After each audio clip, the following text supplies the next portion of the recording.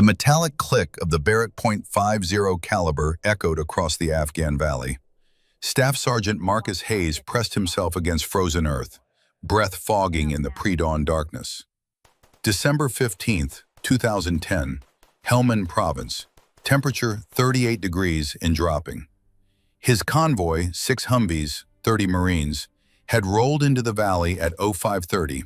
Now, 15 minutes later, they were dying. The first RPG hit the lead vehicle with a sound like God's own hammer. The explosion painted the darkness orange and red. Metal screamed. Men screamed louder. Hayes scrambled behind the burning wreckage, M4 carbine tight against his shoulder. Rounds cracked overhead, that distinctive supersonic snap that meant someone was trying to kill you. Radio traffic dissolved into chaos. Voices overlapping, shouting coordinates, calling for medevac, for air support, for anything. Contact! Contact! 3 o'clock high! Hayes looked up. 3 elevated positions on the ridgeline, maybe 1,800 meters out. Muzzle flashes strobing in the darkness like evil stars. Taliban fighters with the high ground, plunging fire, perfect kill zone. This was an ambush, professional, planned. They were all going to die here. Lieutenant Morrison's voice crackled through the radio, tight with controlled panic. Air support unavailable. We're on our own. All units return fire and prepare to move. But there was nowhere to move. The kill zone was perfect. Whoever planned this knew exactly what they were doing. Hayes thought about his wife. 8 months pregnant, due in April. He'd promised her he'd come home, promised he'd meet their daughter. Then the first hostile position went silent. Not slowly, not gradually. One moment, sustained automatic weapons fire. The next moment, nothing. Hayes barely registered it, too busy trying not to die. But then the second position stopped firing. Then the third. 7 shots, 7 kills, 90 seconds. The valley fell silent except for the crackling of burning vehicles and the groans of wounded Marines. Lieutenant Morrison's voice came through the radio, quiet now, almost reverent. Phantom. Hayes never saw the shooter, never knew the name, just heard that single word over the radio and understood that someone, somewhere, had been watching over them. A guardian angel with a rifle in the patience of stone. He survived that morning. They all did. 30 Marines who should have died in an Afghan valley lived to go home to their families. Hayes never forgot, and he spent the next 14 years carrying a photograph, zoomed in on that distant ridgeline, trying to see the face of the person who saved his life. 14 years later, the face he'd been searching for was serving him coffee. Naval Special Warfare Center, Coronado, California, present day, 2024. The morning sun painted the Pacific Ocean gold and crimson, but inside the cafeteria, the light was fluorescent and cold. Sarah Elizabeth Thorne arrived at 0630, exactly as she had every morning for 2 years. 44 years old, average height, slender build, brown hair pulled back in a simple ponytail.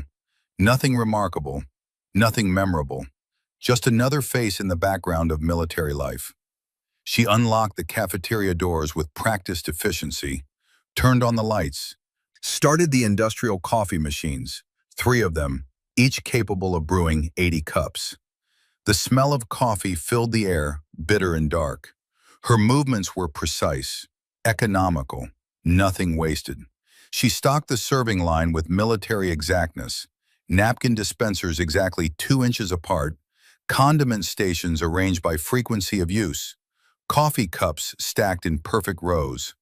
Most people would call it obsessive, compulsive. Sarah called it survival, because precision kept you alive, patterns kept you invisible, and being invisible kept you safe. She moved through the empty cafeteria with unconscious awareness, never turning her back to the main entrance. Her eyes tracked movement through the windows. Early morning runners on the beach, instructors heading to the range, recruits stumbling toward morning PT. She cataloged threats automatically: exits, cover, sightlines, all the calculations that happened behind her eyes without conscious thought, the way some people breathed. On the wall near the kitchen entrance, a memorial photograph hung in a simple frame. FOB Delhi Memorial, 2010 to 2011. 30 Marines in desert camouflage, standing in formation. Sergeant Marcus Hayes, prominent in the front row. Younger then, harder. Sarah walked past that photograph every single day. Nobody ever noticed that if you looked very carefully at the background, at the distant ridgeline barely visible in the upper left corner, you could see a tiny figure. Small, compact, weapon in hand. Nobody ever looked that carefully. At 07:15, Master Chief Victor Blackwood pushed through the cafeteria doors. 52 years old, 6 feet tall, shoulders like a linebacker, face like weathered granite. He walked with a slight limp, left leg, old injury, probably shrapnel. Sarah noticed everything. Blackwood poured himself coffee from the station she just finished setting up. Black, no sugar, no cream. He stood there for a moment, steam rising from the cup, and looked directly at her. Their eyes met for exactly 2 seconds. Something flickered in his expression. Recognition, curiosity, calculation. He'd been watching her for weeks now. Sarah knew it. Felt his attention like a physical weight. He'd been a SEAL. Team 3, if she had to guess. Desert Storm era, early Iraq deployments. The way he moved, the way he scanned rooms, the way his right hand unconsciously checked his hip where a sidearm would rest. All of it screamed special operations. And he was starting to suspect she wasn't what she appeared to be. Sarah turned away first, went back to her prep work, slicing fruit for the morning buffet, each piece exactly the same size, blade moving with metronomic rhythm. She didn't look up when Blackwood left, but she knew the moment he was gone. Felt the absence of his attention. At 07:45 they arrived. 5 SEAL recruits, fresh from Hell Week, still riding the high of survival. Young, loud, invincible in the way only people who've never truly faced death can be. Garrett Blake led the pack, 24 years old, Phoenix, Arizona. Blonde hair cut high and tight, blue eyes that held too much anger and not enough wisdom. His father had been a Navy pilot, killed in Iraq back in 2006. The kid wore his father's loss like armor, but Sarah could see through it to the wounded child underneath. Holden Merrick followed, 26, Amarillo, Texas. Sniper wannabe with decent scores but poor discipline. Tended to overcorrect for wind, rushed his breathing. 82% qualification rate. Good enough for most purposes. Not good enough for what he wanted to be. Bryce Caldwell brought up the rear. 25, Jacksonville, Florida. Social climber. Followed Garrett's lead without question. 75% qual rate, inconsistent trigger discipline. Would probably wash out before advanced training. Sarah knew them all. Had studied them the way she'd once studied targets. Learned their patterns, their weaknesses, their fears. She knew Garrett ordered extra protein at every meal because he was desperately trying to bulk up, convinced he was too small. Knew Holden nursed a shoulder injury he was hiding from the instructors. Knew Bryce was sleeping poorly, probably nightmares from Hell Week, probably questioning whether he belonged here. She knew all of this because information was survival, because understanding the people around you meant staying 3 steps ahead of danger. The recruits loaded their trays at the serving line, joking, shoving each other with the easy physicality of young men testing their strength. Sarah moved through her routine, refilling coffee, wiping down surfaces, invisible, until she wasn't. Garrett balanced his tray one-handed, gesturing wildly as he told some story about Hell Week surf torture. His hand clipped the edge of Sarah's stainless steel tray. Coffee cups, creamer containers, sugar packets, all of it crashed to the floor in a cacophony of breaking ceramic and spilling liquid. The cafeteria went silent. Garrett looked down at the spreading pool of coffee, then at Sarah kneeling to clean it up. His grin was wide and unapologetic. "Oops, sorry about that, ma'am. Hand slipped." Behind him, Holden burst into laughter. Bro, careful. She might break a nail cleaning that up. Their table, all 5 recruits, erupted in laughter. Other diners looked down at their plates, uncomfortable silence rippling outward from the neighboring tables. Sarah knelt, cleaning cloth in hand. She worked in systematic patterns, outside to inside. Not a drop missed. Her shoulders didn't shake. Her hands didn't tremble. Her face remained perfectly neutral. But something shifted behind her eyes. Something cold and old and patient. She stood, tray in hand, and looked at each of them for exactly 1 second. Garrett, Holden, Bryce. Then the other 2 whose names she'd also cataloged.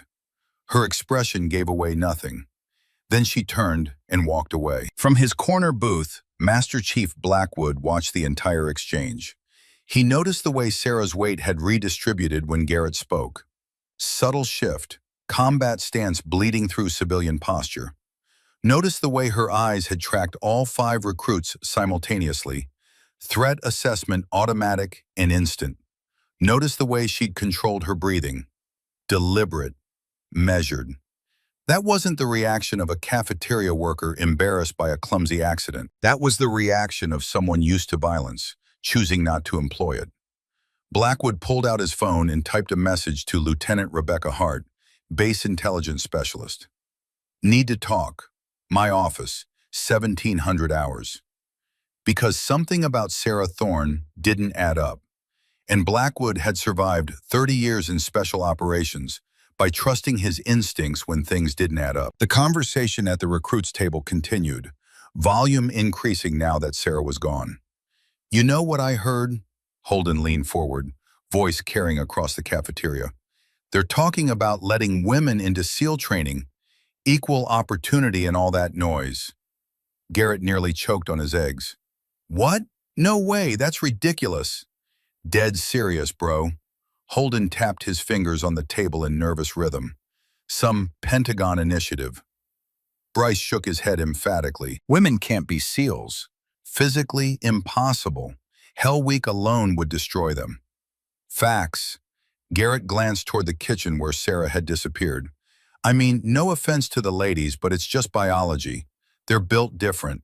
Not better or worse, just different. Holden nodded. Combat doesn't care about your feelings.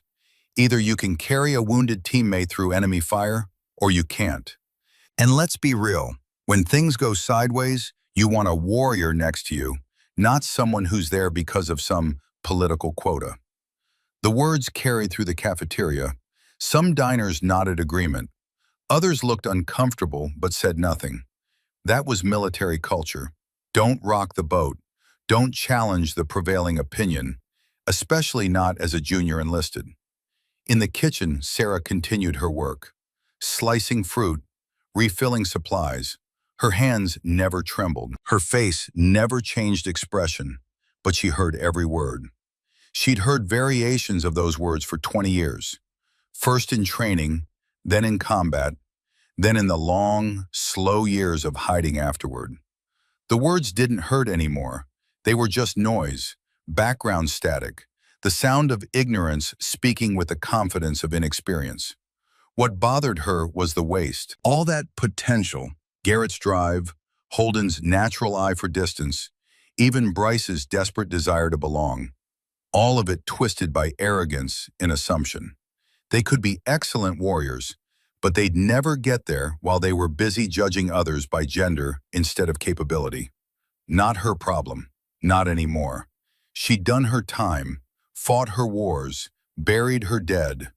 Now she just wanted to serve coffee and be left alone. But the universe had other plans. At 0900 hours, Sarah carried supplies to the equipment storage room behind the kitchen. The room was organized with precision that would make a supply sergeant weep with joy. Everything arranged by size, frequency of use, expiration date, items stored exactly 2 inches apart, inventory logs updated daily. The kind of organization that spoke of military training so deeply ingrained it became unconscious habit. She began restocking paper towels, counting automatically. 28, 29. 30.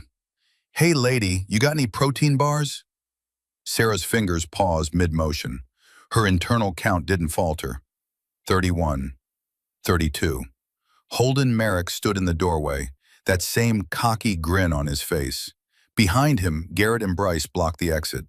Sarah reached for another roll without looking at him. Cabinet by the south wall, second shelf. Holden didn't move. He looked around the storage room, taking in the military precision of the organization. That's pretty organized in here. You ex-military or something? The lie came easily. She'd used it dozens of times. My husband was? Was? Garrett pushed into the room, making it smaller, more confined. Let me guess, he couldn't hack it? Sarah set down the roll she was holding, turned slowly, met his eyes directly. He was killed in Helmand Province, 2011. IED on a route clearance patrol. He was trying to save his team. The truth and the lie woven together. Let them make assumptions. Let them think she was just a widow riding her dead husband's coattails. Garrett's smirk faltered for half a second, then returned weaker. Sorry for your loss, but that doesn't really answer the question, does it? Where'd you learn to organize like this? Bryce laughed, the sound harsh in the confined space. Bro, leave her alone. She's probably just OCD or whatever. They left, laughing about something else, their attention already moving on. Sarah waited until their footsteps faded, then continued stalking. 33, 34, 35. Her hands didn't shake. They never did. An hour later, Sarah carried a supply requisition to the outdoor seating area where instructors took their breaks. The California sun was warm on her face. Ocean breeze carried the smell of salt and gunpowder from the nearby ranges. Captain Daniel Rodriguez sat at a picnic table, reviewing qualification scores on a tablet. 38 years old, range master, former Marine, if the tattoo on his forearm was any indication. Eagle, globe, and anchor partially visible under his sleeve. Corporal Danny Morgan, the base armorer, sat at an adjacent table field stripping an M4 carbine. Parts laid out in precise order on a cleaning mat. Upper receiver, lower receiver, bolt carrier group, charging handle, buffer spring assembly. Sarah set down the delivery slip. Ammunition requisition for next week's qualification, sir. Rodriguez glanced up, nodded. Thanks, Thorne. Leave it there. She turned to go. Wait. Morgan held up the bolt carrier group. Ma'am, you ever seen one of these before? The question wasn't hostile, just curious, maybe bored. The kind of small talk people made to fill silence. Sarah looked at the component. Her brain cataloged each piece automatically, saw the pattern, knew the sequence. Bolt carrier, bolt, firing pin, retaining pin, cam pin, extractor, ejector, gas rings. My husband showed me some things, she said carefully. The lie again, the shield. Morgan grinned. Yeah? Bet you can't name 3 parts, though. Behind her, she heard more footsteps. Of course, the recruits were back. The universe had a sense of humor. Sarah could feel the trap closing. She could walk away, should walk away, maintain the fiction, stay invisible. But something in Morgan's tone, not quite mockery but close, triggered something in her. Some old reflex, some spark of pride that even 14 years of hiding hadn't fully extinguished. Upper receiver, she said quietly, pointing. Bolt carrier group, charging handle, buffer spring assembly, gas tube, forward assist, ejection port cover, magazine release, trigger assembly, safety selector. She stopped herself, but the damage was done. Silence. Morgan stared at her. That's correct, all of it. How did you? Lucky guess. Sarah picked up her clipboard, started walking. Hold up. Garrett stepped into her path. That wasn't luck. That was knowledge. Holden appeared on her other side. Yeah, specific knowledge. My girlfriend can't name 3 parts, and her dad's a colonel. Bryce circled behind. So what's the deal? You some kind of gun nut? Spend your weekends at the range? Sarah's pulse remained steady. 62 beats per minute, same as always. YouTube, she said flatly. You can learn anything on YouTube these days. She moved past them. Didn't run, didn't rush, just walked with the same measured pace she always used. But Master Chief Blackwood was watching from 30 feet away. He saw the micro expressions, the brief tightening around her eyes, the way her right hand had automatically moved toward her hip, where a sidearm would typically rest. The way she'd name those parts, not as someone who'd studied them, but as someone who'd field-stripped thousands of weapons in the dark, by touch alone, muscle memory so deep it was practically genetic. Interesting, very interesting. Blackwood pulled out his phone, opened the personnel database, typed Sarah Thorne. The file was thin, too thin. Hired 2 years ago, clean background check, standard references, nothing remarkable. But at the bottom, a single notation that made his blood run cold. Security clearance level 3, DOD restriction applies. Cafeteria workers didn't need level 3 clearance. Blackwood picked up his phone, dialed an extension. Hart, this is Master Chief Blackwood. I need you to run a deep background check for me. Full workup, highest priority, and Hart, keep it quiet.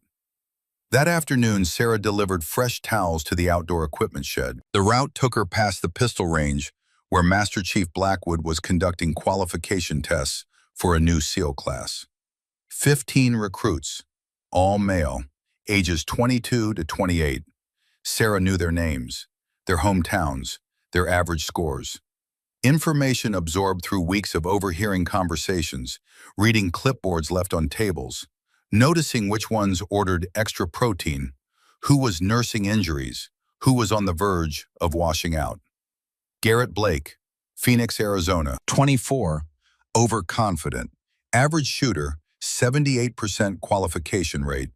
Holden Merrick, Amarillo, Texas, 26, sniper aspirant, 82%, decent but not exceptional, tendency to overcorrect for wind. Bryce Caldwell, Jacksonville, Florida, 25, social climber, 75%, inconsistent trigger discipline. She knew them better than they knew themselves. Fleming, you're up.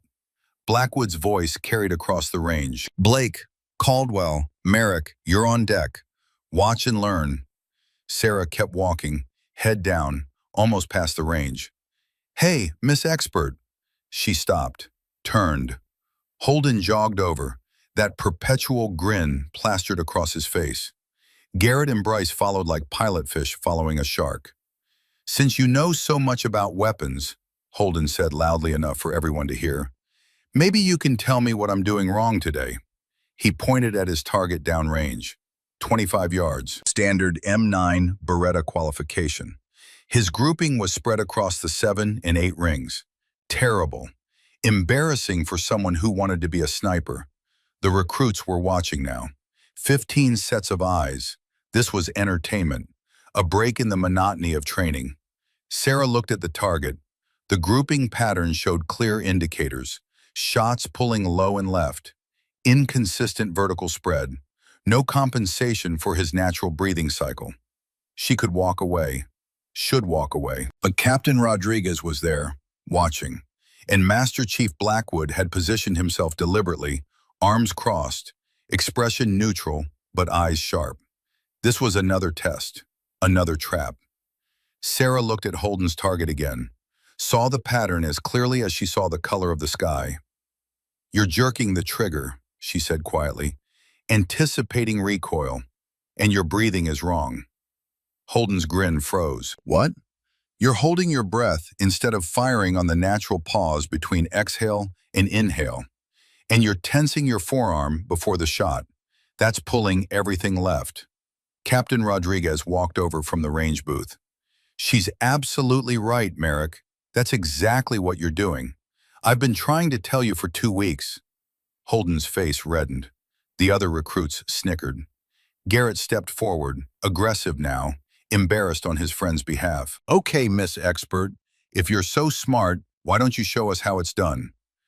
Sarah started to refuse, started to walk away.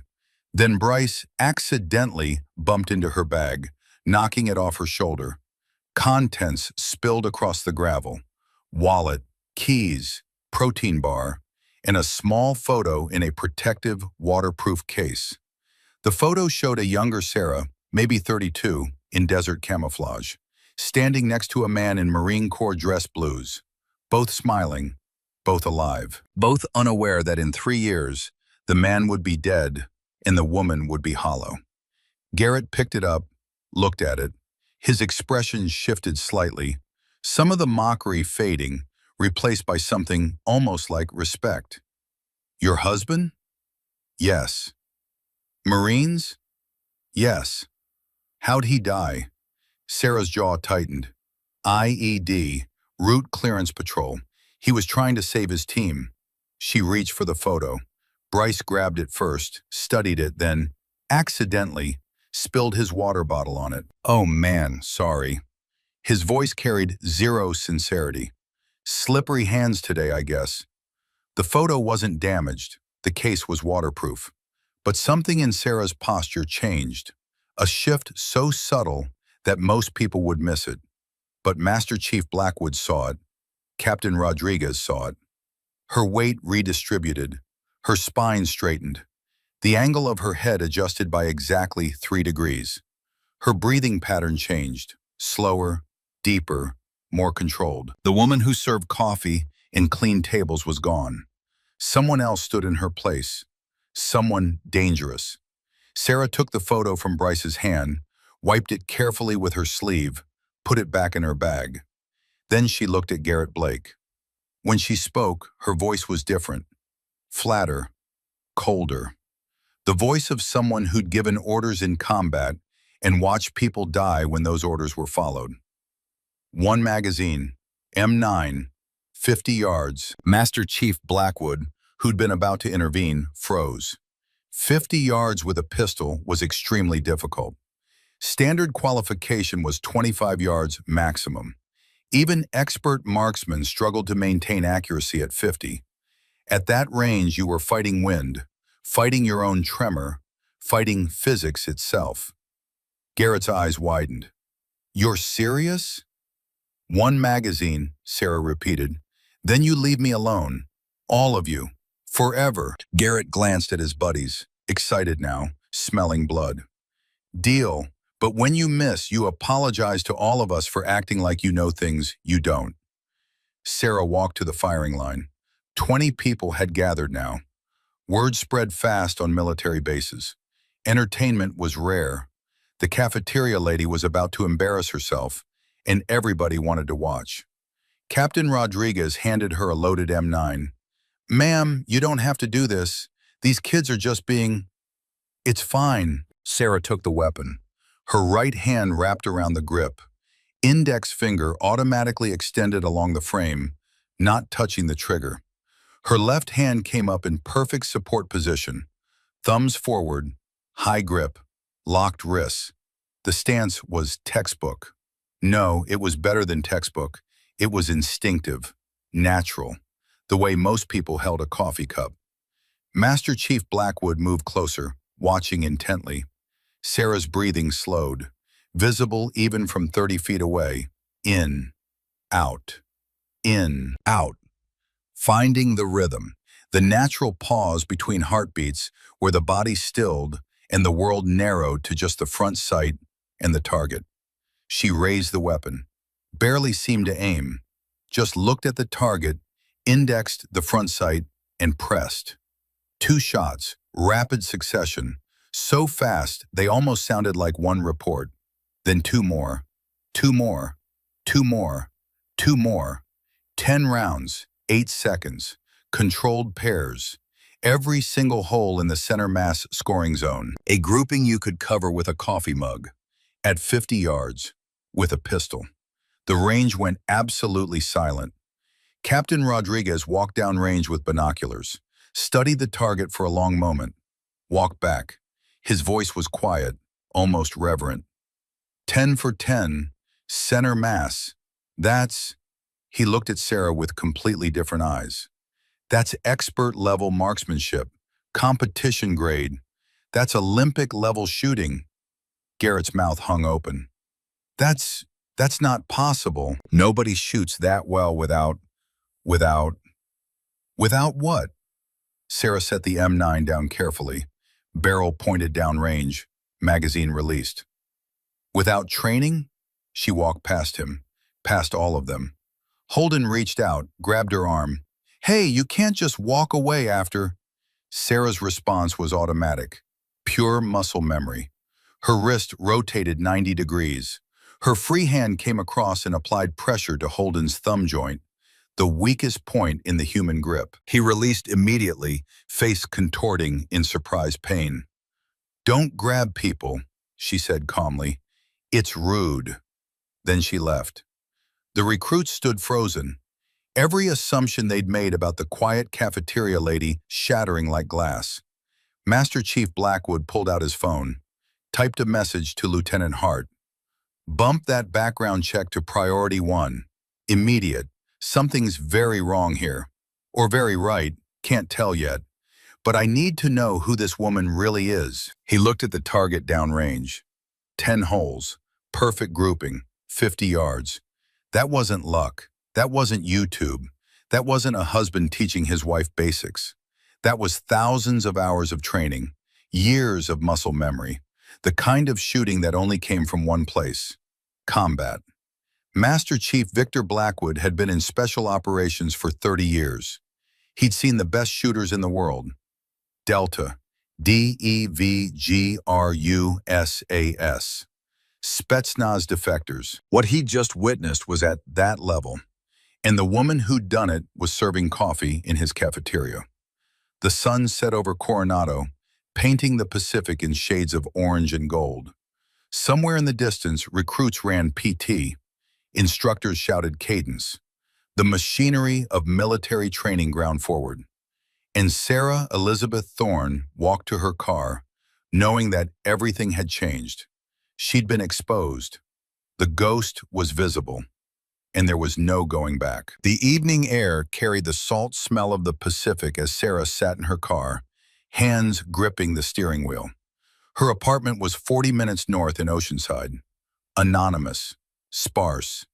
Everything she owned fit in 3 boxes, ready to move at a moment's notice if necessary. She'd done this before, twice. Both times when someone got too close to the truth. Both times she'd vanished in the night, found new work, rebuilt anonymity in a different city. But this time felt different. This time she was tired of running. Her phone buzzed. Unknown number. She stared at it for 3 rings before answering. Miss Thorne, this is Sergeant Marcus Hayes. I work base maintenance.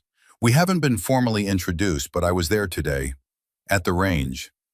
Sarah's heart stopped. She knew that name. Knew it from 14 years ago, from a cold Afghan morning when she'd saved 30 lives and never told a soul. I need to ask you something, Hayes continued, voice tight with emotion. And I need you to be honest with me. Were you in Helmand Province in December of 2010? Sarah's fingers went white on the steering wheel. Because my convoy was ambushed outside FOB Delhi on December 15th. 6 vehicles, 30 Marines pinned down. We were taking fire from 3 elevated positions. We called for air support, but nothing was available. We thought we were dead. Sarah remembered. Cold morning, wind from the east at 14 miles per hour, temperature 38 degrees. She'd been on overwatch 2,000 meters out, unauthorized position, watching the valley because something felt wrong. And then someone started shooting, Hayes said, voice cracking. Someone we couldn't see. One by one, the hostile positions went silent. 7 shots, 7 kills. We never found out who saved us. But the lieutenant told me later he'd heard rumors. Call sign, Phantom, Marine Scout Sniper, classified unit. Silence on the line. Sarah couldn't speak, couldn't breathe. I've been looking at a photo from that day for 14 years, Hayes continued.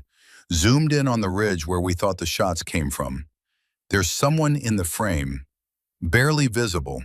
I've studied that person's eyes for a decade. He paused. Same eyes I saw today at that range. Sarah closed her eyes.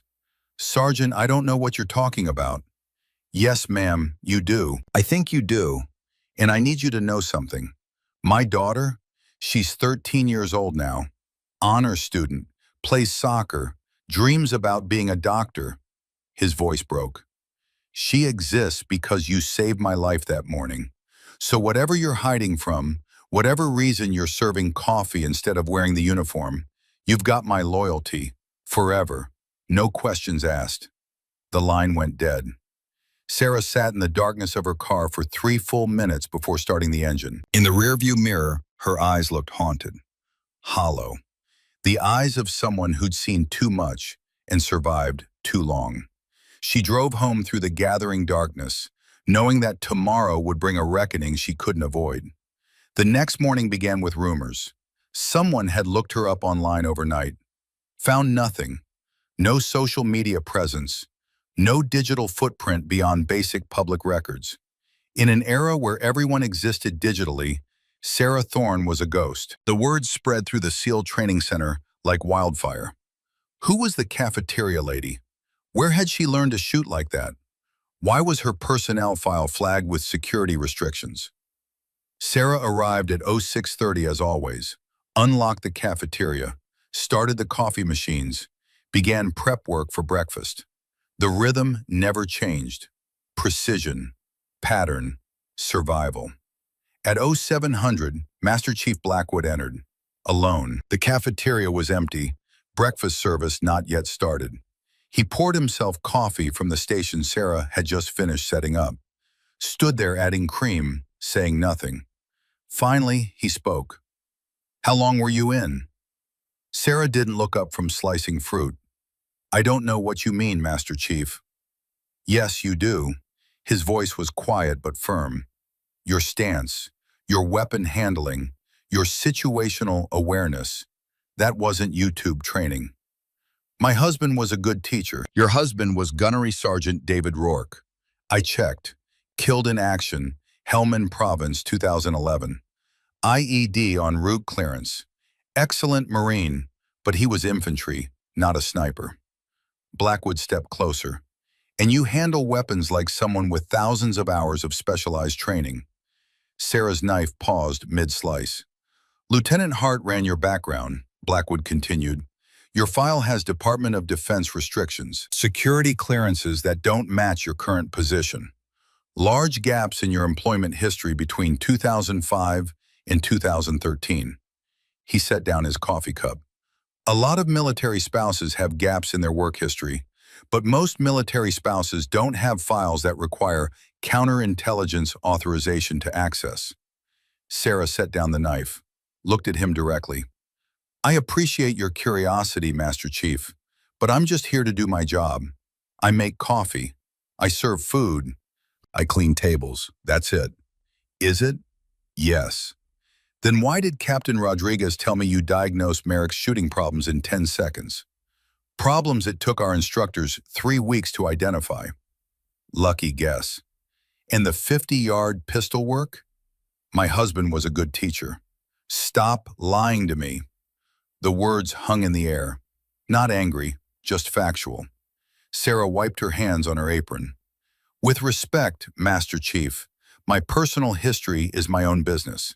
I haven't done anything wrong. I show up on time. I do good work. If you have a problem with my performance, I don't. Blackwood picked up his cup. I have questions about your qualifications.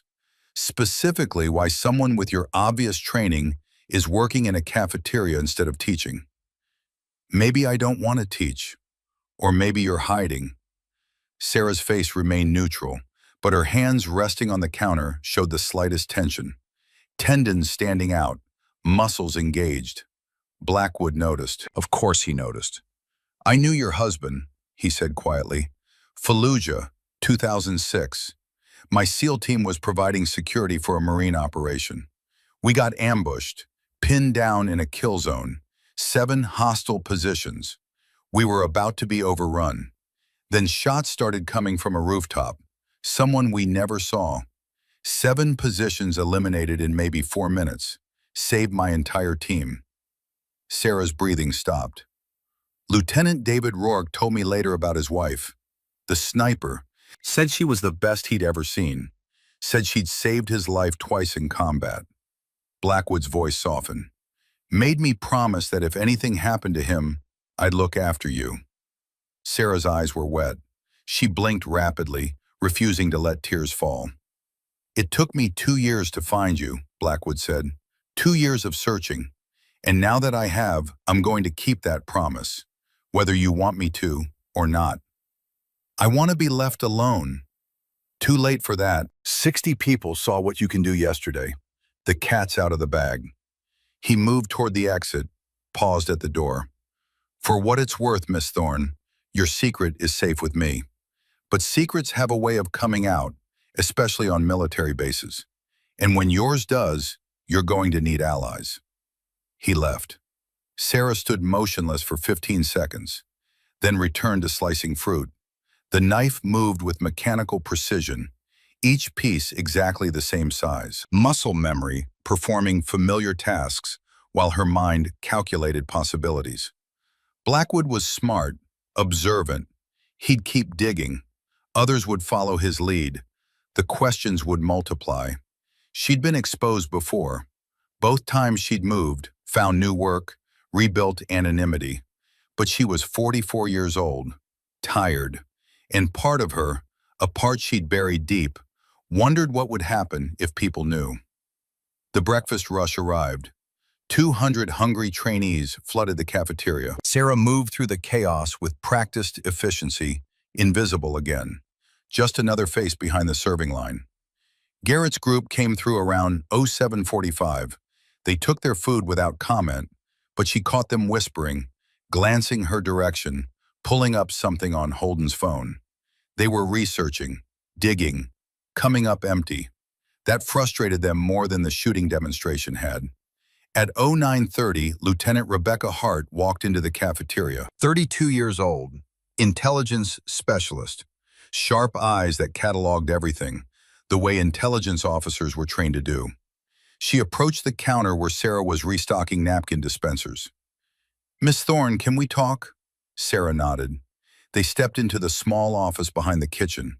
Empty, private. Hart didn't waste time. I'll be direct. Your background check came back with more red flags than a communist parade.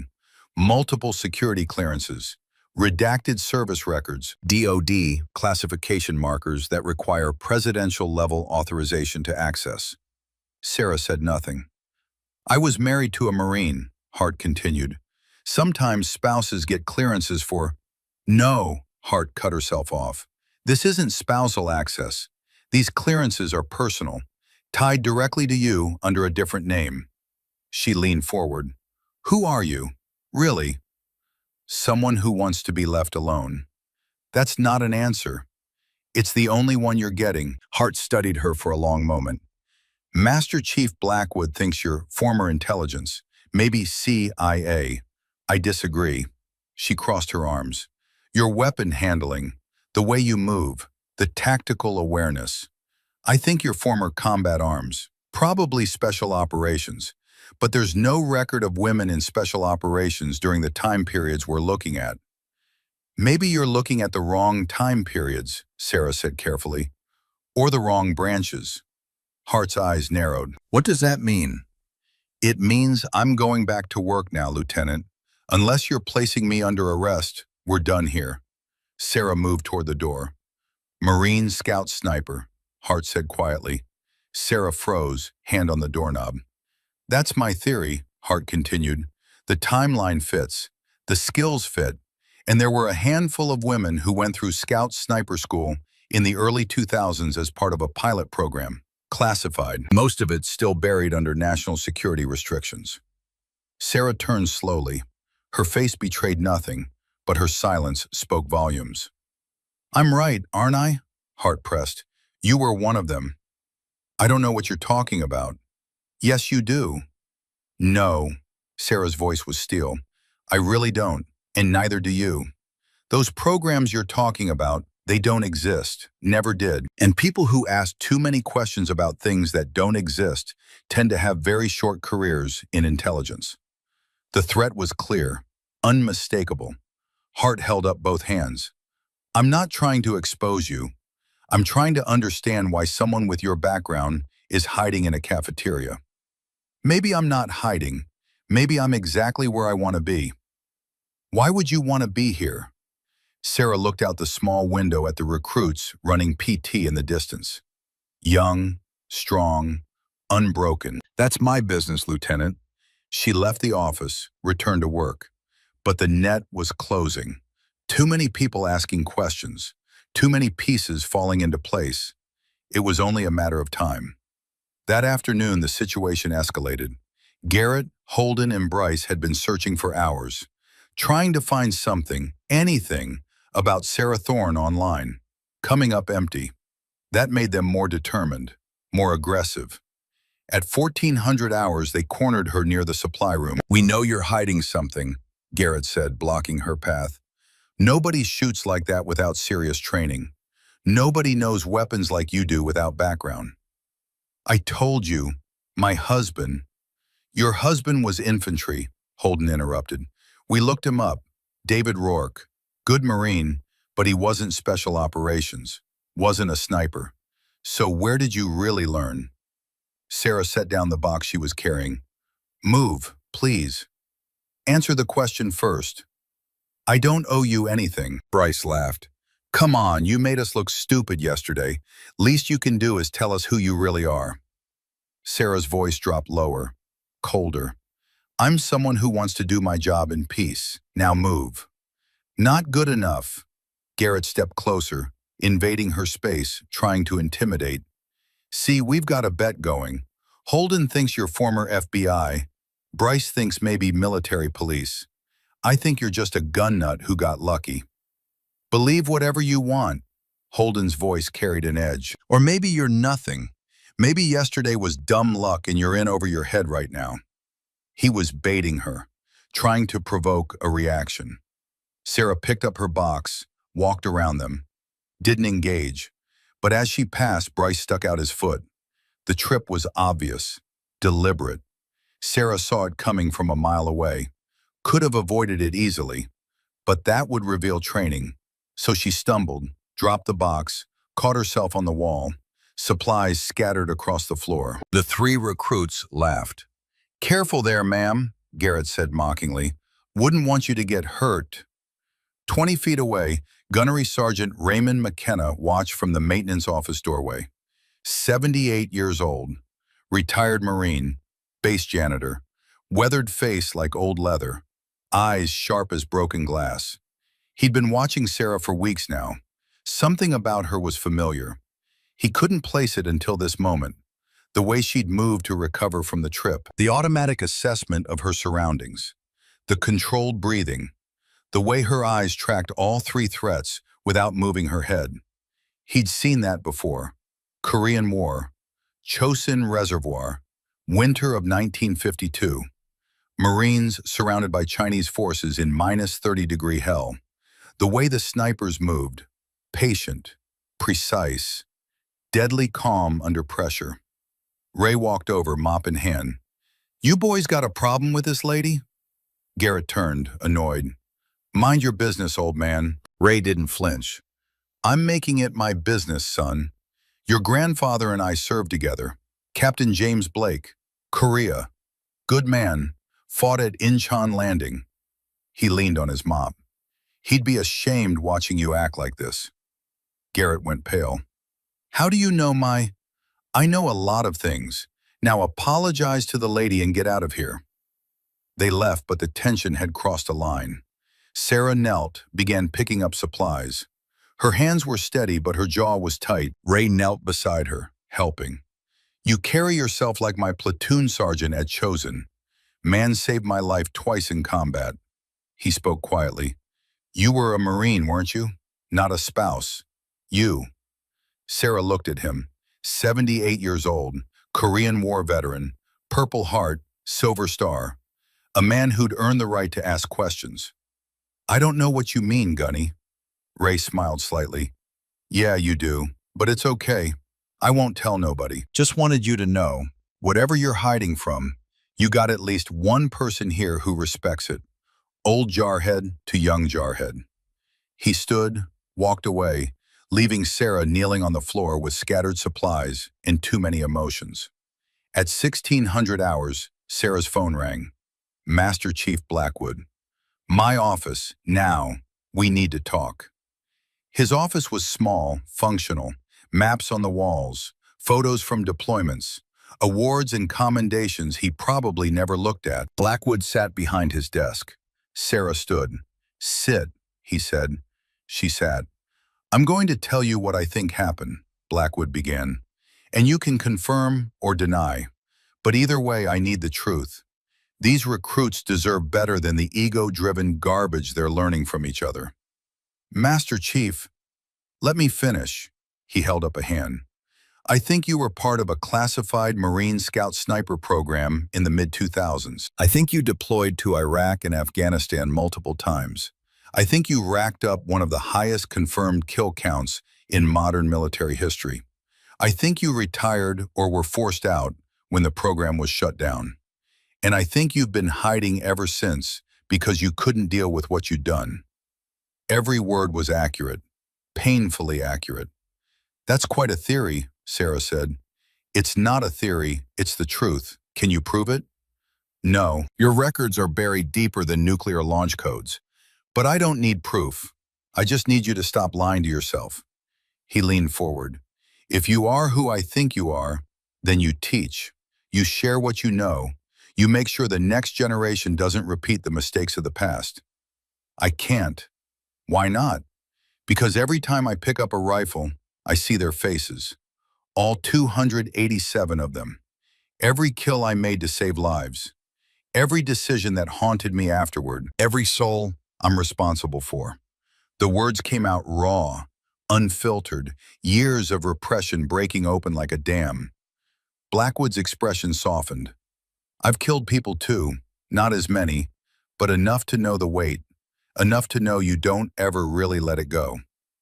Then you understand why I can't teach others to carry that same weight. No, I understand why you must. He stood, walked to the window. Those 287 kills, they saved how many lives? Hundreds? Thousands? The skills you have, the knowledge you carry, it's not a burden to hide, it's a gift to share. That's easy for you to say. It's true whether it's easy or not. He turned back to face her. Those kids out there, Garrett, Holden, Bryce, they think combat is glory. They think killing is heroic. They don't understand the cost. You can teach them. Before they ever have to pull a trigger in anger, you can make them understand. Sarah was quiet for a long time. Then slowly she spoke. If I agree to this, if I come out of hiding, I need guarantees. My identity stays classified. My unit stays classified. No media, no publicity, just training. Done. And Garrett's group apologizes, publicly, for how they've treated me. Consider it done. And I want final say on curriculum. If I'm teaching my way. No military politics, no shortcuts, real training or nothing. Absolutely. Sarah took a deep breath, let it out slowly, made the decision she'd been avoiding for 12 years. Okay, but we do this my way, and the first lesson is respect. These recruits need to learn that expertise doesn't always look like they expect. Agreed. When do you want to start? Tomorrow, noon, range 4. But first, Sarah stood. I want to demonstrate something at distance. Set up targets at 1,000 meters. Full class. Let them see what they're really dealing with. Blackwood smiled. You want to make a statement. I want to make them understand. Before the tattoo, before the revelation, I want them to see the skill first. Then they can know the history. Tomorrow morning then, 0900, long-range demonstration, then noon for the full reveal. Agreed. They left the office together, walked back into the cafeteria where conversations stopped.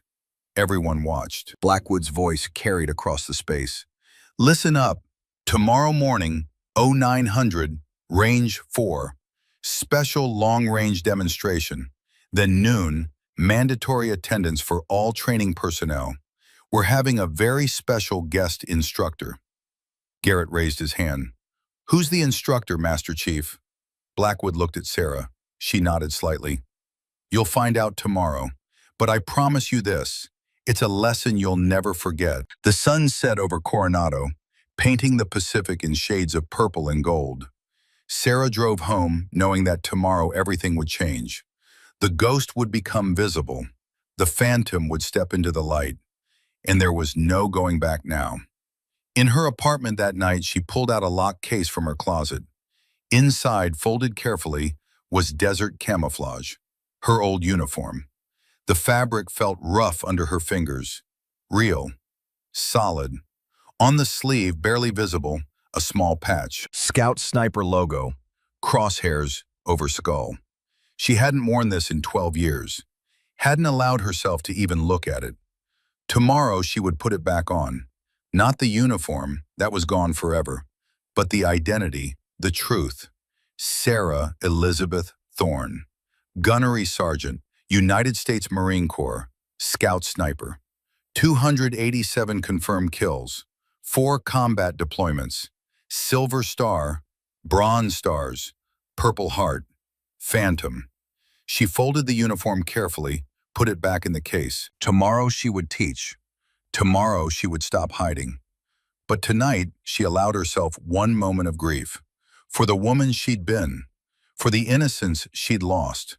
For the 287 people whose death she carried like stones in her chest. Tomorrow she would transform that weight into wisdom. Tomorrow the phantom would rise. The morning came cold and clear. Sarah arrived at Range 4 at 0830, 30 minutes before the scheduled demonstration. The range was already filling with people. Word had spread through the base like wildfire. 40 personnel now, maybe more. Instructors, recruits, support staff, even some officers who normally avoided training areas. Everyone wanted to see what would happen. Master Chief Blackwood stood beside a table covered with weapons. Barrett M82A 150 caliber sniper rifle, M40A5 bolt-action precision rifle, M4 carbine, M9 Beretta pistol. Every major weapon system used by military marksmen laid out like surgical instruments. At exactly 0900, Blackwood called the formation to attention. Yesterday, Miss Thorne demonstrated expert pistol marksmanship at 50 yards. Today, before we proceed with this afternoon's main instruction, we're going to see if that skill translates to long-range precision shooting. He gestured to the Barrett M82A1 on the table. This weapon is typically employed at ranges exceeding 1,000 meters. Standard qualification is 600 meters. Today's demonstration will be at 1,000 meters. Cold bore, first shot. He looked at Sarah. Whenever you're ready, ma'am. Sarah approached the firing line. The recruits were watching now. Garrett, Holden, Bryce in front. All of them expecting her to fail. Expecting the cafeteria lady to embarrass herself. She picked up the Barrett. 57 pounds felt like coming home. Settled into position. Checked wind indicators downrange. Temperature, humidity. Ran calculations automatically.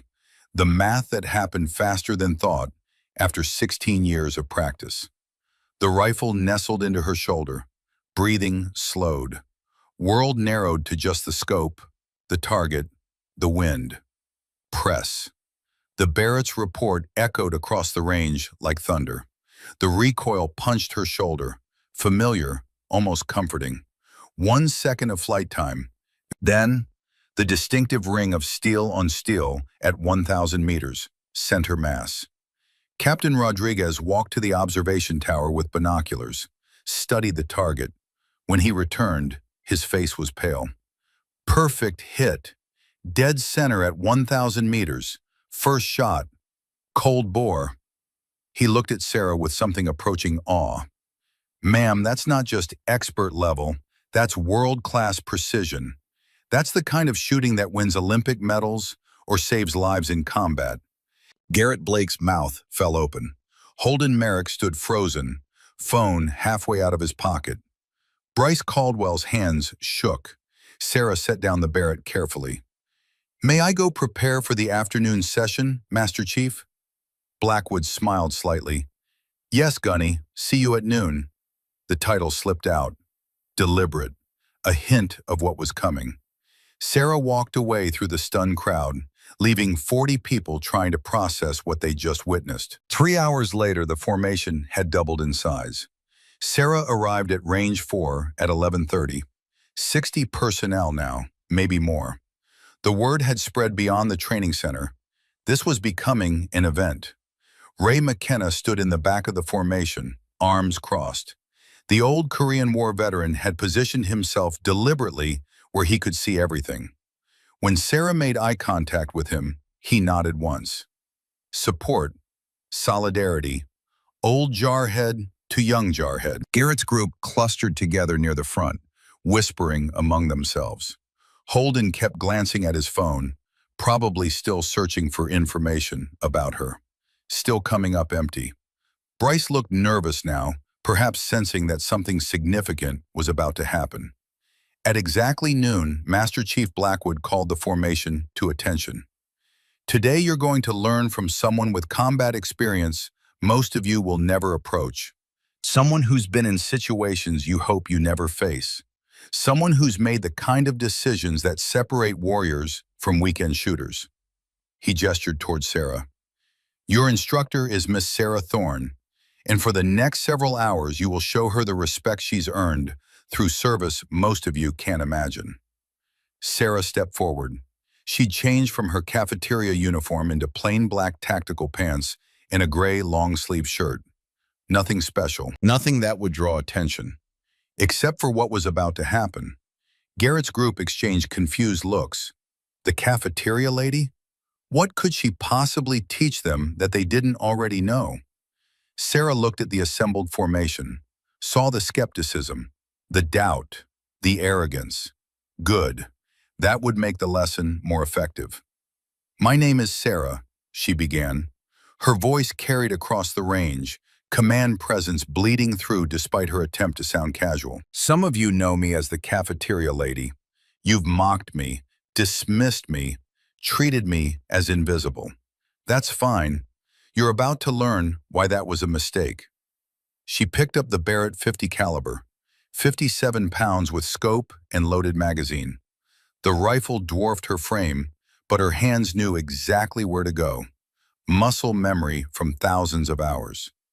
This weapon system has an effective range of 1,800 meters. In the right hands, it can engage targets at over 2,000 meters. She paused. "I've personally made shots at 2,200 meters under combat conditions. At night, with hostile fire incoming." Dead silence across the range. Sarah set down the Barrett, picked up the M40. This rifle is the standard Marine Corps sniper weapon. Effective range 1,000 meters. I've carried this rifle through 4 combat deployments, used it to engage 287 targets. Her voice never wavered. 287 confirmed kills. Everyone necessary. Everyone remembered. Garrett Blake's face went white as bone. Holden Merrick's mouth fell open. Bryce Caldwell took an involuntary step backward. "And this," Sarah held up the M9 Beretta, "is what you'll qualify with next week. Most of you will barely pass. Some will fail. 2 days ago, I put 10 rounds center mass at 50 yards. That's not showing off. That's the minimum standard for someone who's actually had to use this weapon to save lives." She set down the pistol, looked directly at Garrett's group. "You 5 have spent 2 days trying to figure out who I am, mocking me, testing me, trying to prove I'm nothing special. So let me save you the trouble." Sarah pulled off her gray long-sleeve shirt. Underneath, she wore a black tank top, and on her left shoulder, visible to everyone, was a tattoo. Black and gray ink. Professional work, detail, and unmistakable. Scout Sniper, MOS 0317, arched across the top. 287 in large numbers at the center. The Scout Sniper logo, crosshairs with skull, rendered in perfect detail. Fallujah, Helmand, at the bottom. 4 hash marks on the side, one for each combat tour. And in small letters beneath everything, Semper Fi for David. The crowd erupted. Not in noise, in silence. 60 people drawing breath at exactly the same moment. The sound of assumptions shattering, of prejudices crumbling, of reality asserting itself against comfortable lies.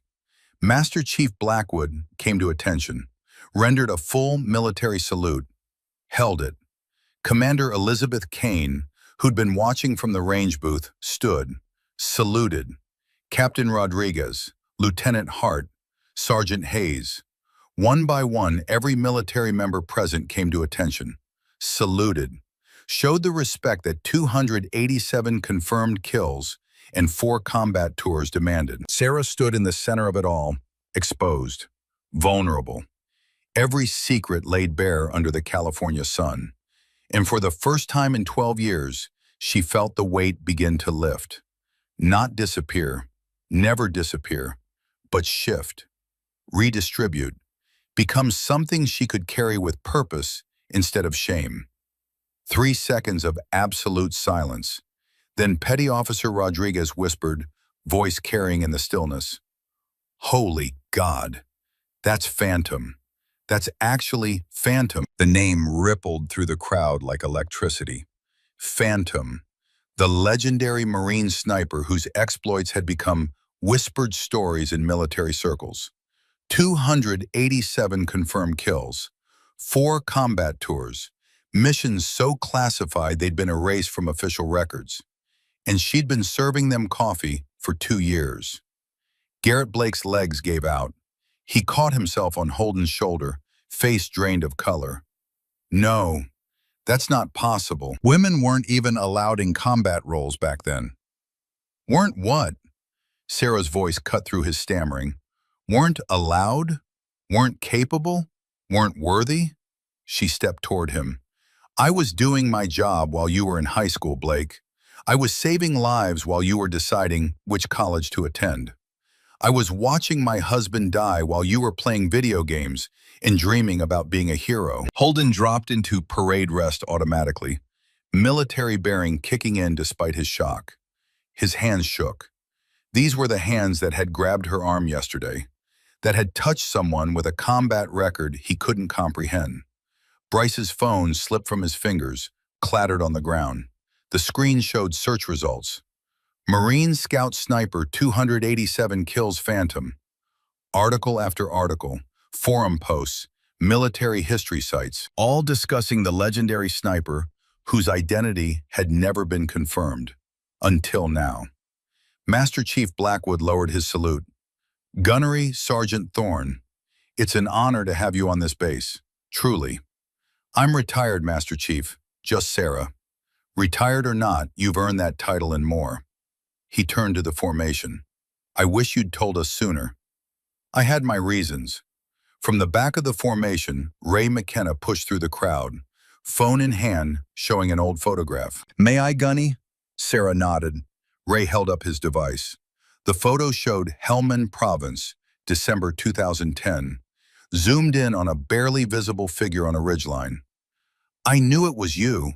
14 years I've been looking at this photo, wondering who saved our lives that day. His voice cracked. My daughter exists because of you. She's 13 now, honor student, wants to be a doctor. He saluted her, hands shaking. Thank you doesn't cover it, but thank you. Sarah's eyes were wet. She blinked rapidly. You didn't need to know, Sergeant. Yes, we did, because every man in that convoy went home to their families. My daughter met her father. My wife didn't become a widow. He lowered his salute. That matters, Gunny. That matters more than anything. Around them, phones emerged. 60 people recording, documenting. This moment would be all over social media within hours. The mystery solved. The legend confirmed. Sarah closed her eyes briefly. Goodbye, anonymity. Hello, unwanted fame. Lieutenant Hart stepped forward with a tablet. I finally got partial access to your file, Gunny. What I can read is extensive. She began reading. Gunnery Sergeant Sarah Elizabeth Thorne, Marine Corps Scout Sniper, MOS 0317, 4 combat deployments, Iraq, Fallujah, 2005 through 2007, Afghanistan, Helmand Province, 2009 through 2013. Her voice grew stronger. 287 confirmed kills. Silver Star for actions in Fallujah, November 2006. 2 Bronze Stars with Valor. Purple Heart. Navy and Marine Corps Commendation Medal. Combat Action Ribbon. Presidential Unit Citation. Each credential landed like a hammer blow. The recruits who'd mocked her for 2 days now looked physically ill. Your longest recorded shot was 2,200 meters. Target eliminated during Operation Steel Curtain. 8 American lives saved. You operated alone for 72 hours behind enemy lines to make that shot. Hart looked up. Why? Why disappear so completely after service like that? Sarah looked at the assembled faces. Young, eager, hungry for glory. They didn't understand. This was why she'd hidden. Because they saw medals and kills and thought it was heroic. They didn't see the cost. Because every number on that record represents a person I killed, she said quietly. 287 people who woke up that morning not knowing it was their last day. 287 families who got news that destroyed their worlds. I did it to save American lives. I'd do it again. But that doesn't make it glorious. It makes it necessary.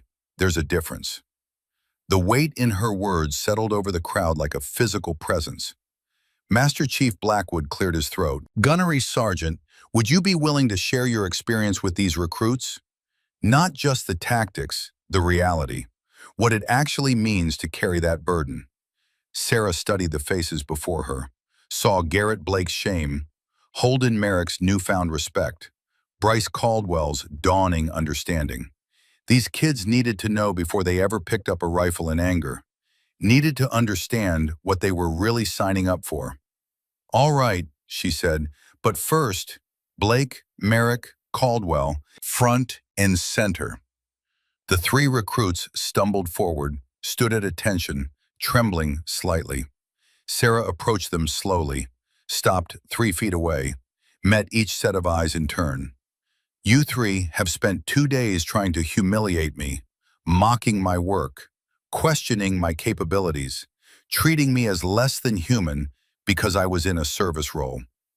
Her voice remained calm, deadly calm. Do you understand why that was wrong? Yes, Gunnery Sergeant, Garrett managed. I'm not finished. Sarah stepped closer. You were wrong, not because I turned out to have a combat record. You were wrong because no human being deserves to be treated the way you treated me. Service is service. Whether I'm serving coffee or serving my country, that work has dignity. The moment you forget that, you fail as leaders. Holden swallowed hard. We understand, Gunny. Do you? Because I don't think you do. You think the lesson here is don't underestimate people. That's part of it. But the real lesson is simpler. She paused. Treat everyone with respect. Period. Not because they might secretly be special, because they're human and they deserve it. Bryce's voice came out strangled. We're sorry, Gunnery Sergeant. Truly sorry. I believe you're sorry you were wrong. I'm not sure you're sorry for how you treated me. There's a difference. She looked at Master Chief Blackwood. But you'll have a chance to prove it. All 3 of you just volunteered to be my teaching assistants for the next 6 months. You'll help set up equipment, demonstrate incorrect technique, and generally make yourselves useful. Consider it penance. Yes, Gunnery Sergeant, in unison. Sarah turned to address the full formation. Everyone here needs to understand something. The skills I have, they came at a cost. 4 years of my life in combat zones. Watching friends die, making decisions that still wake me up at night. Every shot I took, I had to live with forever. She picked up the M40 rifle again. This weapon doesn't make you powerful. It makes you responsible. When you look through this scope and put crosshairs on another human being, you're not a hero, you're a tool. A necessary tool in protecting your teammates and your country. But never forget what it means. The crowd hung on every word. This wasn't the patriotic warrior narrative they'd expected. This was something rawer, truer. In Fallujah, November 2006, I was providing overwatch for a patrol. They walked into an ambush. 6 insurgents with RPGs and automatic weapons. My team was pinned down, 12 Marines including Lieutenant David Rourke, who would become my husband 2 months later. Sarah's voice remained steady, but her eyes showed the weight. I had clear shots on all 6 targets. I took those shots. 6 kills in 90 seconds. Saved 12 American lives, including the man I loved. Got the Silver Star for it. She paused. But you know what I remember most? Not the medal, not the thanks, not David proposing to me 2 weeks later. Her voice dropped lower. I remember one of those insurgents was holding a picture of his family. It fell out of his pocket after I shot him. Wife, 3 children.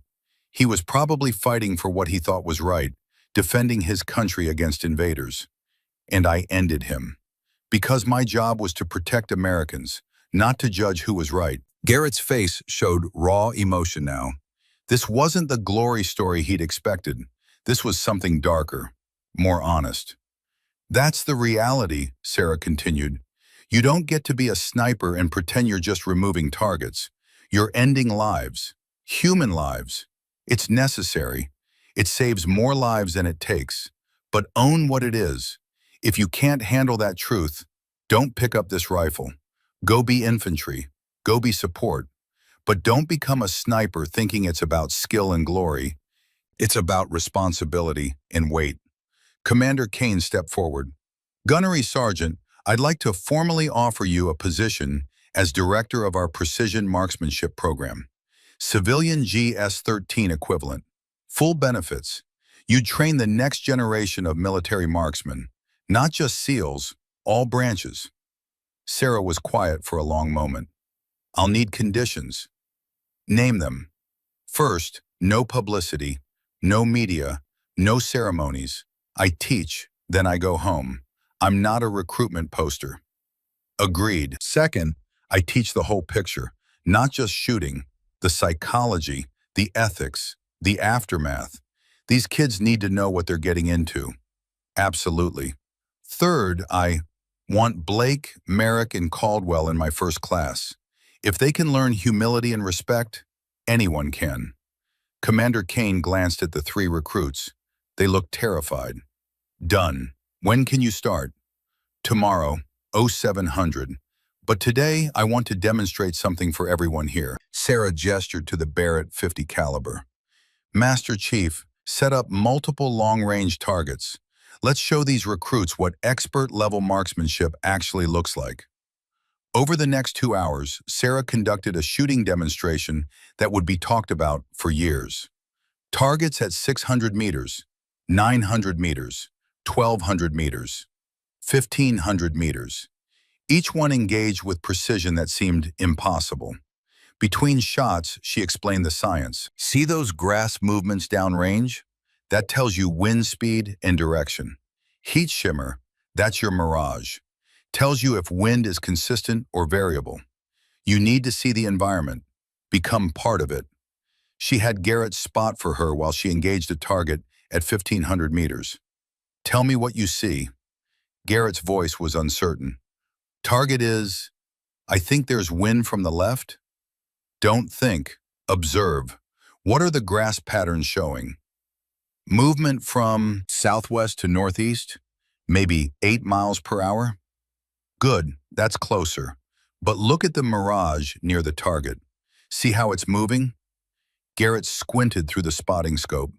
It's wavy, moving right. Exactly. That means wind at target distance is different from wind here.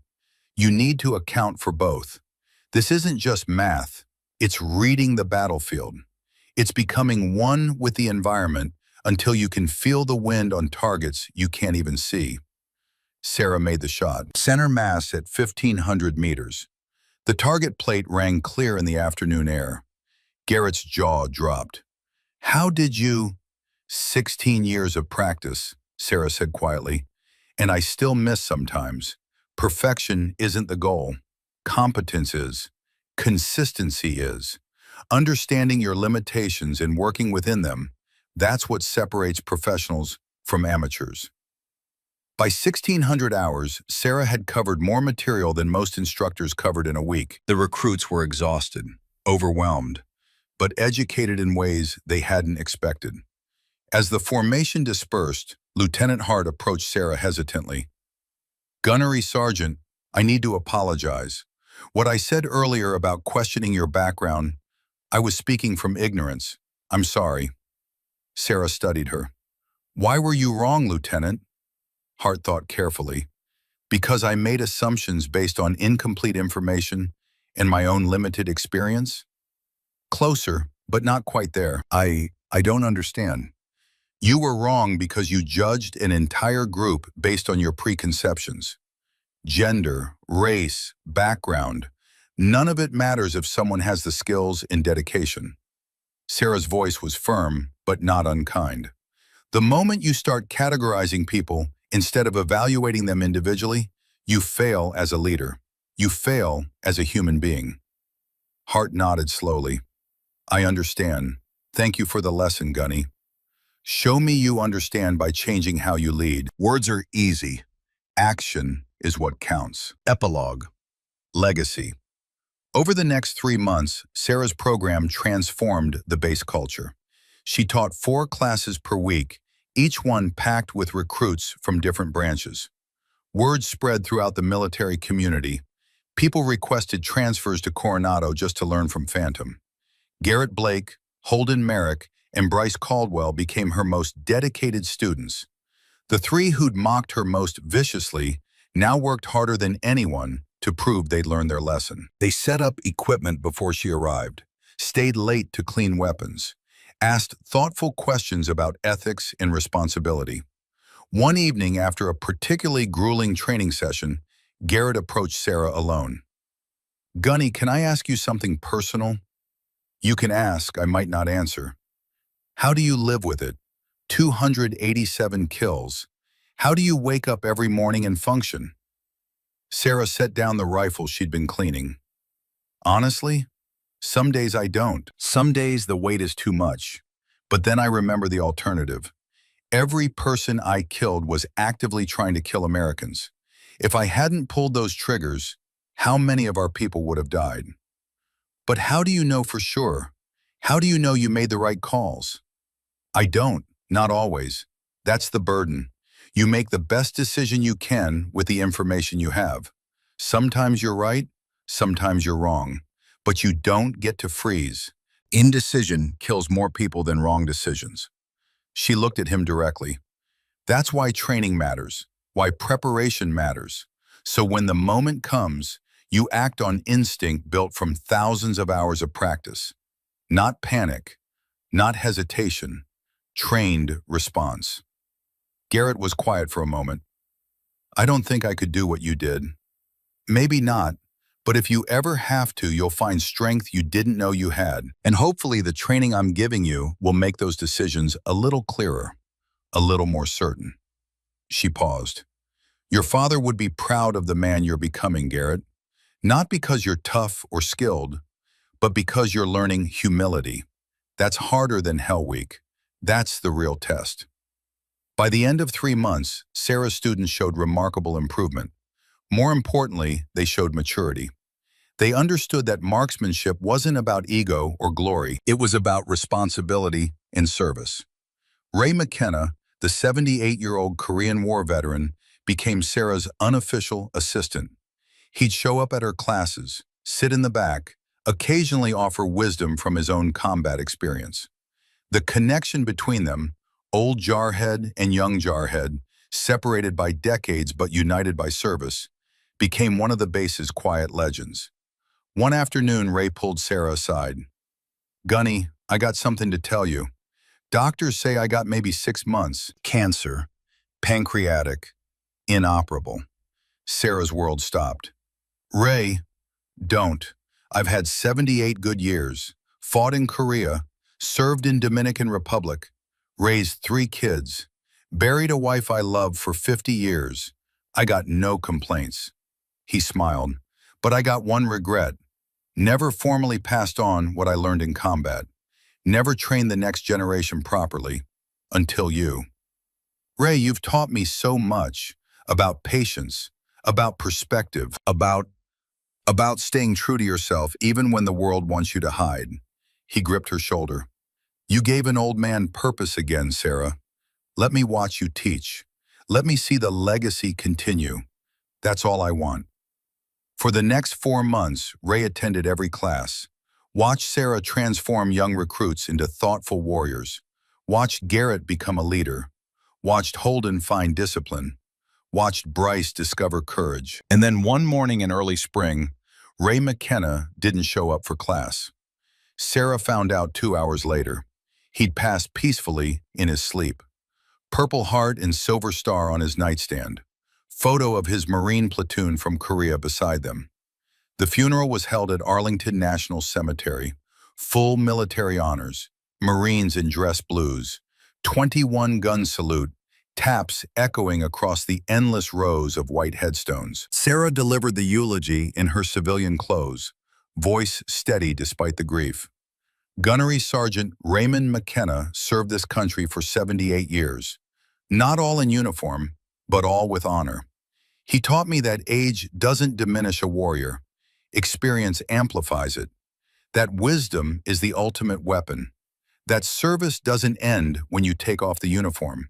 It continues in how you treat others, how you share knowledge, how you lift up those who come after. She looked at the assembled Marines, at Garrett and Holden and Bryce standing at attention, at the old Korean War veterans who'd come to honor one of their own. Ray told me once that his only regret was never passing on what he'd learned. But he did. Every conversation, every word of wisdom, every moment of patience with an old ghost trying to remember how to be human. Her voice cracked slightly. He taught me that hiding from your past isn't peace. That true peace comes from transforming pain into purpose. From using what you've learned to make others better. She saluted the flag-draped coffin. Semper Fidelis, Gunny Ray. You did your job. Now we'll do ours. 2 weeks after Ray's funeral, Sarah sat in her office reviewing training schedules when her phone rang. Unknown number, but she recognized the area code, Washington, D.C. Gunnery Sergeant Thorne, this is Colonel David Webb, Joint Special Operations Command. We have a situation that requires your specific expertise. Sarah's stomach tightened. She'd known this call would come eventually. I'm retired, Colonel. I'm aware. This isn't a recall. It's a request. We have actionable intelligence on a high-value target. The individual responsible for the IED that killed your husband. The world stopped. Mahmoud al-Rashid, Taliban commander, still operating in Helmand province. Our intelligence indicates he's personally responsible for 43 American deaths since your husband's death in 2011. Webb paused. There's a window, one shot, 1,400 meters, night operation, challenging conditions. And intelligence suggests he has a counter-sniper, possibly the same one you wounded in 2012. Call sign Scorpion. Sarah's hands gripped the phone. When? Wheels up in 8 hours, but Gunnery Sergeant, this is off the books. Black operation. You'll be listed as Civilian Technical Consultant. If captured, we cannot acknowledge you. Sarah looked around her office. Photos of her students, training schedules, lesson plans, the life she'd built from the ashes of her old one. Then she saw the handwritten note on her desk from Garrett, left that morning. Gunny, thank you for teaching me what honor really means. Not bravado, not toughness, but serving something bigger than myself. You gave me something to live up to. I won't. Ray McKenna's words echoed in her memory. When we found the Chinese commander who ordered the attack that killed my friends at Chosin, 3 of us went after him. against orders, and I slept better every night after. This wasn't about revenge. This was about justice. This was about closing a wound that had been bleeding for 13 years. The plane descended through darkness toward Bagram Airfield. Sarah checked her gear one final time. Barrett M82A1. Rangefinder. Spotting scope. Cold. Final chapter. The last shot. 16 hours later, Sarah lay prone on a rocky outcrop 3 kilometers from Mahmoud al-Rashid's compound. The Afghan night was cold enough to see her breath, but her hands remained steady. They always did. Through her thermal scope, she watched the compound. 1,400 meters, the exact distance Webb had warned her about. Wind gusting 12 to 18 miles per hour, temperature dropping, conditions degrading by the minute. Her earpiece crackled. Phantom, this is Overwatch. Target confirmed in compound. Window closing in 30 minutes. Copy, Sarah whispered, standing by. She'd been in position for 6 hours, waiting, watching, the way she'd done 1,000 times before. Patience was the sniper's greatest weapon. Ray McKenna had taught her that, well, reminded her. She'd always known it. Movement, 800 meters at her 10 o'clock. Another sniper. Had to be Scorpion.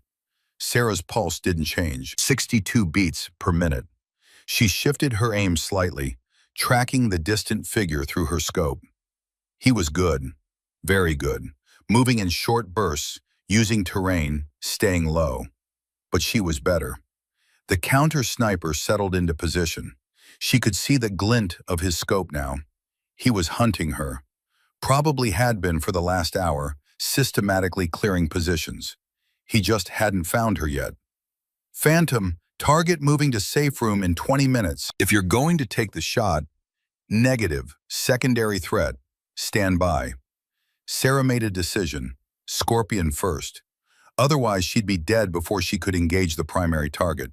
She calculated wind, distance, drop, Coriolis effect, all the mathematics that happen faster than conscious thought after 16 years of practice. Exhale, natural pause, press. The Barrett roared. Recoil punched her shoulder. Familiar, almost comforting. 1,300 meters downrange, Scorpion dropped. No movement, no return fire. Kill number 288. Sarah didn't pause to confirm. Swung the Barrett toward the compound. Al-Rashid was at a window, silhouetted against interior light. Amateur mistake, fatal mistake.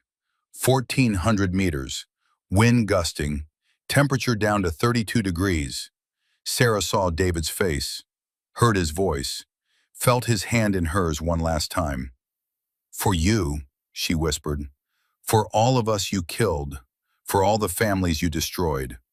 Exhale, pause, press. The round flew true across 1,400 meters of Afghan night, through window glass, through the space where a man stood who'd killed 43 Americans, who'd murdered her husband. Mahmoud al-Rashid collapsed. Kill number 289. Target down, Sarah said into her radio. Phantom moving to extraction. She didn't wait for confirmation. Didn't need it. After 289 kills, you knew when the shot was good. The extraction took 3 hours. By dawn, she was on a C-17 heading east. By the next evening, she was in Coronado. Master Chief Blackwood met her at the base gate, took one look at her face and nodded. It's done? It's done. Good. He handed her a cup of coffee, black, the way she liked it. Your students have been asking about you. Garrett's been running the morning classes. Kid's actually pretty good. Sarah smiled slightly. First real smile in 2 weeks. He's learning. They all are. Because of you. Blackwood paused. You coming back? Or was this? I'm coming back, Sarah said. I have unfinished business here, the kind that matters. 3 days later, Sarah stood before her class. Garrett, Holden, Bryce in the front row. 20 other students behind them. All watching, all listening. 2 weeks ago, I told you about the weight of 287 kills. she began. That number is now 289. I just returned from Afghanistan, from a mission I'd been avoiding for 13 years. She set down her coffee, looked at each of them. I killed the man who murdered my husband and his counter-sniper. 2 shots, 2 kills, justice served. Her voice was steady, clear. And you know what I learned? Silence. That revenge doesn't heal wounds, it just closes them. The real healing, the real purpose, comes from this, from teaching you, from making sure the next generation understands not just how to kill, but when not to kill, when to show restraint, when to walk away. Garrett raised his hand. Did it bring you peace, Gunny, taking those shots? Sarah considered the question. No, but it brought me closure. There's a difference. Peace comes from what I do here, from watching you grow, from knowing that Ray McKenna's legacy continues through all of us. She picked up her rifle. Now, today we discuss urban hide construction. Pay attention. This knowledge will save your life someday. As she taught, Sarah felt something she hadn't felt in 14 years. Not peace, not quite, but purpose. And that was enough. 6 months later, Garrett Blake graduated top of his class, deployed to Syria as a scout sniper. His first long-range save came at 900 meters. He thought of Sarah's lessons with every shot. Holden Merrick became an instructor at Quantico, teaching the next generation the way Sarah had taught him. Patient, thorough, ethical. Bryce Caldwell found his calling in combat medicine, saving lives instead of taking them, using his steady hands for healing instead of shooting. And Sarah Elizabeth Thorne continued to teach, day after day, week after week, transforming pain into purpose, transforming warriors into something better, protectors with wisdom. One evening, as the sun set over Coronado, she stood at Ray McKenna's memorial bench overlooking the Pacific. A simple plaque, Gunny Ray McKenna, USMC, Korea, 1952. Teacher, friend, Marine. She saluted the sunset. Mission complete, Gunny Ray. The legacy continues. The ocean wind carried the sound of recruits training in the distance. Young voices, strong voices. The next generation learning from the past. Sarah turned and walked back toward the base. Phantom wasn't a ghost anymore. She was a teacher. And that was the most important mission of all. Behind her, the sun dipped below the horizon, painting the sky in shades of purple and gold. The same sky that covered Helmand Province. The same sky that had witnessed 289 kills made by steady hands and a heavy heart. But also the same sky that now watched her build something better. Something that lasted. Not monuments, not medals, not fame, but warriors who understood the weight, who respected the cost, who protected rather than destroyed. That was Sarah's legacy. That was Phantom's gift to the world. Semper Fidelis, always faithful, to the mission, to the fallen, to the future.